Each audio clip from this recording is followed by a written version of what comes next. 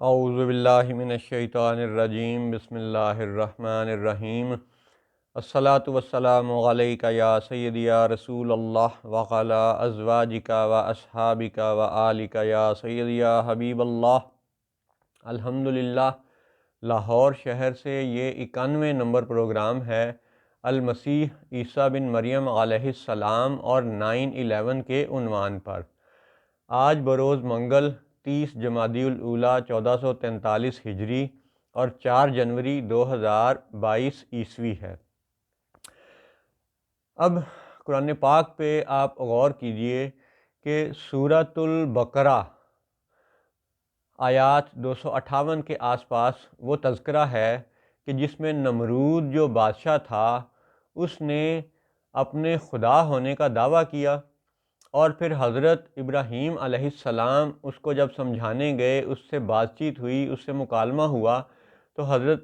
ابراہیم علیہ السلام نے اس کو کہا کہ رب تو وہ ہے کہ جو زندگی دیتا ہے اور موت دیتا ہے، اور اس نمرود نے اپنے تئیں یہ کیا کہ 2 قیدیوں کو بلایا اور ایک کو یعنی بخشنے کا، زندہ رہنے کا حکم دیا، اور دوسرے کو قتل کرنے کا حکم دے دیا۔ تو اپنے تئیں اس نے یہ ثابت کرنے کی کوشش کی کہ زندگی اور موت تو میں بھی دے سکتا ہوں۔ پھر اس کے بعد حضرت ابراہیم علیہ السلام نے اگلی دلیل یہ قائم فرمائی کہ میرا رب تو وہ ہے کہ جو مشرق سے سورج نکالتا ہے، تو اگر تو سچا ہے تو مغرب سے سورج نکال کے دکھا۔ تو اس پہ وہ مبہوت ہو گیا، اس کے پاس کوئی جواب نہ رہا۔ تو یہ ذکر ہے سورۃ البقرہ کی آیات کا، یعنی اس میں بتانا آپ کو یہ مقصود ہے اس وقت کہ نمرود وہ بادشاہ تھا جس نے خدائی کا دعویٰ کیا، اور اس دعوے کا ذکر سورۃ البقرہ کی آیات میں قرآن پاک میں آج بھی موجود ہے۔ تو جس بندے نے خدائی کا دعویٰ کیا اس کو سب سے بڑا فتنہ کیوں نہیں قرار دیا گیا؟ یہ ایک اہم سوال ہے، سوچنے والی بات ہے، غور کرنے والی بات ہے۔ اسی طرح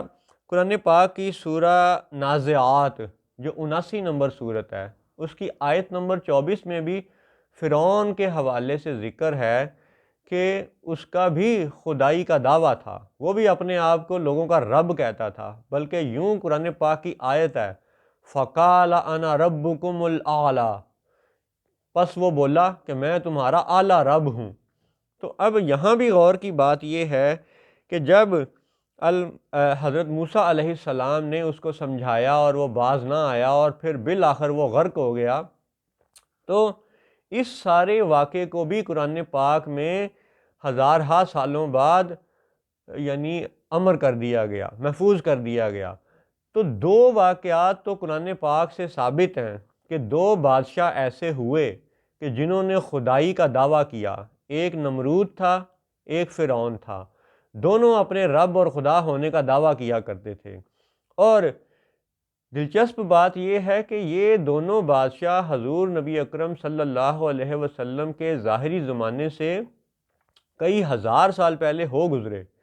اور پھر انہی کا ذکر قرآن پاک میں خود اللہ اور رسول نے بھی ذکر بیان کیا، لوگوں کو بتایا کہ ایسے 2 بادشاہ ہو گزرے ہیں، نمرود اور فرعون، جنہوں نے خدائی کا، اپنے رب ہونے کا دعویٰ کیا تھا۔ اور دلچسپ بات یہ بھی ہے کہ حضور نبی اکرم صلی اللہ علیہ وسلم نے یا اللہ تعالیٰ نے ان دونوں کو، نمرود کو یا فرعون کو، سب سے بڑا فتنہ قرار نہیں دیا۔ اور حیرت یہ ہے کہ سب سے بڑا فتنہ جو ہے وہ دجال کو قرار دیا گیا۔ اب اگر یہ دیکھیں کہ احادیث میں یہ بھی ذکر ملتا ہے کہ جی دجال بھی خدائی کا دعویٰ کرے گا، اب وہ تو ابھی آئے گا، دعویٰ کرے گا، لیکن جو کر چکے اور کنفرم ہے کہ اللہ اور رسول نے ان کا ذکر قرآن پاک میں بیان بھی فرما دیا، وہ جو 2 دعویٰ کر چکے خدائی کا، ان کو تو بڑا فتنہ قرار نہیں دیا گیا، اور وہ جو دجال ہے جو ابھی خدائی کا دعویٰ کرے گا، ابھی وہ آئے گا، ٹھیک ہے، تو اس کو سب سے بڑا پھر فتنہ کیوں قرار دیا گیا؟ ایک تو یہ بات ہے کہ اگر خدائی دعوے پہ سب سے بڑا فتنہ قرار دیا جانا یہی ضروری بات ہوتی تو پھر نمرود اور فرعون کو سب سے بڑا فتنہ بھی قرار دیا جاتا، لیکن دجال کو سب سے بڑا فتنہ اس لیے قرار دیا گیا ہے کہ وہ اس کی دو جو باتیں ہیں وہ انتہائی زیادہ خباثت والی ہیں، فتنے والی ہیں، فساد والی ہیں۔ وہ کیا ہیں؟ ایک یہ کہ سب مسلمان مانتے ہیں، احادیث پاک سے ہمیں یہ معلوم ہوتا ہے کہ دجال روضہ انور پہ حملہ آور ہوگا، مدینہ شریف پہ حملہ کرے گا، یعنی حضور کے روضے پر حملہ آور ہوگا، حضور کی ذات پر حملہ آور ہوگا، حضور کی صفات پر حملہ آور ہوگا۔ یہ اس کی وہ خباثت ہے کہ جو اسے سب سے بڑا فتنہ قرار دیے جانے کی اہم وجہ ہے۔ پھر دوسری بات یہ کہ اس کا ذکر حدیثوں میں المسیح الدجال کے لفظوں سے بھی کیا گیا کہ وہ مسیحائی بھی کرے گا اور جھوٹ بھی بولے گا۔ تو جھوٹ بولنا یہ تو دنیا کی اور بھی بہت لوگ بولتے ہیں، جھوٹ بولنے پر اس کو سب سے بڑا فتنہ قرار نہیں دیا جا سکتا، کیونکہ دنیا میں اور بھی بہت سے لوگ جھوٹے ہیں، جھوٹ بولتے ہیں، وعدہ کر کے مکر جاتے ہیں۔ بہت سی مثالیں آپ جانتے ہیں، دیکھتے ہیں۔ اب جھوٹ بولنے پہ بھی سب سے بڑا فتنہ قرار نہیں دیا جا سکتا، کیونکہ اور بھی بڑی مثالیں ہیں۔ پھر مسیحائی، مسیحا ہونا، علاج کرنے پر بھی اس کو سب سے بڑا فتنہ قرار نہیں دیا جا سکتا، کیونکہ بہت سے لوگ علاج کرتے ہیں، حکیم ہیں، ڈاکٹر ہیں، طبیب ہیں، ہومیوپیتھک والے ہیں، وہ چائنا کے اکو پنکچر والے ہیں، آیورویدک علاج والے ہیں، ہندی طریقہ علاج ہے۔ تو علاج کے حوالے سے بھی اگر کوئی لالچی ڈاکٹر ہو تو بھی اس کو سب سے بڑا فتنہ قرار نہیں دیا گیا، کیونکہ دنیا میں آپ دیکھیں کہ سابقہ زمانوں میں یا موجودہ زمانے میں، بالخصوص موجودہ زمانے میں، طب کے میدان میں یا میڈیکل کے حوالے سے یا علاج معالجے کے حوالے سے جس طرح ساری دنیا اس وقت ظلم کا شکار ہے، کس طرح علاج مہنگا ہے ساری دنیا میں، ٹیسٹ بڑے مہنگے ہیں، دوائیاں بڑی مہنگی ہیں، تو یہ بے شک ایک فتنہ فساد کا سلسلہ ہے، لیکن اس کی وجہ سے محض ایک دجال کو سب سے بڑا فتنہ قرار دینا یہ بھی لاجک سمجھ نہیں آتی۔ یعنی بات کرنے کا مقصد یہ ہے کہ جب بہت سے ڈاکٹر حکیم اچھے بھی ہیں اور بہت سے ڈاکٹر حکیم برے بھی ہیں، ٹھیک ہے، تو مسیحائی کی وجہ سے بھی اور مسیحائی میں دجل کرنے کی وجہ سے بھی سب سے بڑا فتنہ قرار نہیں دیا جا سکتا۔ تو اس کا مطلب ہے کہ دجال کو سب سے بڑا فتنہ قرار دیے جانے کی دو وجوہات ہیں جو اس حقیر کو سمجھ آتی ہیں۔ ممکن ہے کہ اہل علم اس سے بھی زیادہ اچھی باتیں بیان کر سکیں، لیکن یہ حقیر آپ کو صرف یہ بتانا چاہتا ہے کہ دجال چونکہ مدینے پہ حملہ آور ہوگا، حضور کی ذات پر، حضور کی صفات پر، حضور کے روضے پر، حضور کی قبر انور پر وہ حملہ آور ہونے کی کوشش کرے گا، تو یہی اس کا سب سے بڑا فتنہ ہونے کا ثبوت ہے، یہی اس کے لیے سب سے بڑا فتنہ قرار دیے جانے کی دلیل ہے کہ وہ روضہ انور پر حملہ آور ہوگا۔ اسی لیے جو بھی گروہ اپنے جس بھی مذہبی لیڈر کے حوالے سے روضہ انور پہ حملہ آور ہونا چاہتے ہیں یا اس کی وہ دلیلیں بیان کرتے ہیں، وہ خبردار ہو جائیں، باز آ جائیں کہ ہمارے لیے یہ دوسرے تیسرے لیڈر